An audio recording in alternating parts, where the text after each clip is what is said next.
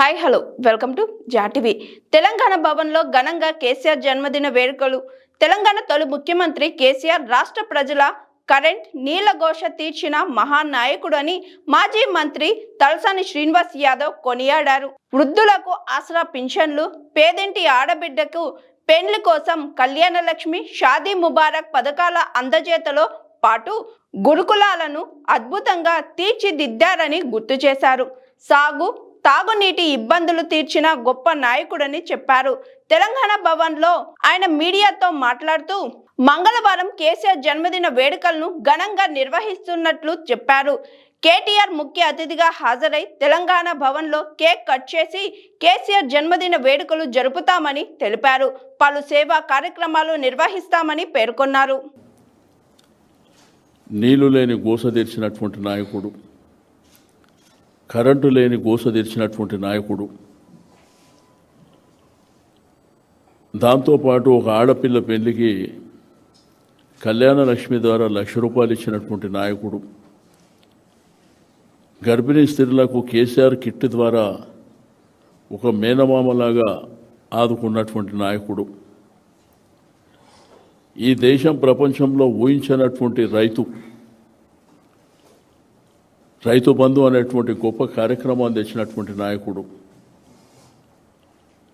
చదువుకునేటువంటి పిల్లలకు overseas scholarship ఇచ్చినటువంటి గొప్ప నాయకుడు, మిషన్ కాకతీయ ద్వారా నీటి దాహర్తిని తీర్చినటువంటి నాయకుడు, ఇరిగేషన్ కాళేశ్వరం ప్రాజెక్టుల ద్వారా అద్భుతంగా అన్ని గ్రామాలకు నీళ్ళు ఇచ్చినటువంటి నాయకుడు,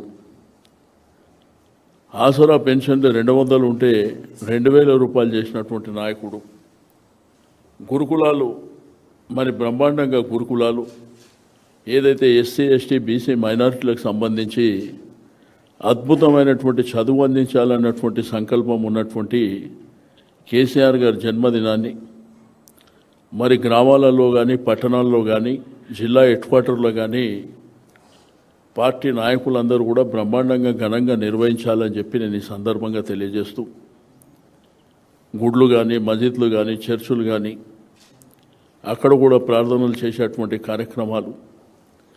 అయితే రాష్ట్ర కార్యాలయంలో అంటే తెలంగాణ భవన్లో ఆ రోజు ఉదయం 10 గంటలకు కేటీఆర్ గారు ముఖ్య అతిథిగా కేక్ కట్ చేస్తారు.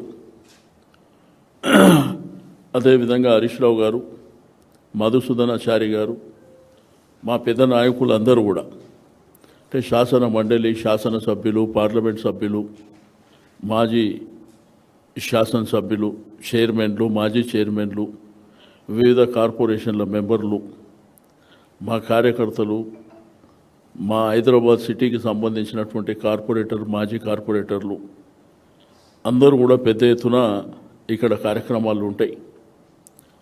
ఆ కార్యక్రమాలు అయిన తర్వాత అందరికీ భోజన ఏర్పాట్లు కూడా ఉంటాయి, ఇంక్లూడింగ్ మీడియా అందరూ కూడా. ఎందుకంటే మా నాయకుడిని పుట్టినరోజు జరుపుకోవడం అనేది మేమందరం మా అదృష్టంగా భావించి పెద్ద ఎత్తున జరుపుకోవాలనేటువంటి సంకల్పం ప్రతి సంవత్సరం కూడా చాలా గ్రాండ్గా చేస్తాం. ఈ సంవత్సరం కూడా చాలా అద్భుతంగా పుట్టినరోజు వేడుకల్ని చేపట్టడం జరుగుతుందని చెప్పి నేను ఈ సందర్భంగా తెలియజేస్తూ ఉన్నాను. నిన్న మొన్న సరే మున్సిపాలిటీ ఎలక్షన్లు కూడా జరిగినాయి, రిజల్ట్స్ కూడా వచ్చినాయి. అధికారంలో ఉన్నటువంటి కాంగ్రెస్ పార్టీకి 15 లక్షల ఓట్లు వేస్తే ప్రతిపక్షంలో ఉన్న మాకు కూడా 10,80,800 చిల్లర ఓట్లు రావడం కూడా అది మామూలు విషయం కాదు. ఎందుకంటే రాజకీయాలలో మా ప్రభుత్వం ఉన్నప్పుడు ఇదే లోకల్ బాడీ ఎలక్షన్లు జరిగితే వన్ సైడ్ ఎన్నికలు జరిగినాయి. కానీ ఇప్పుడు చూస్తే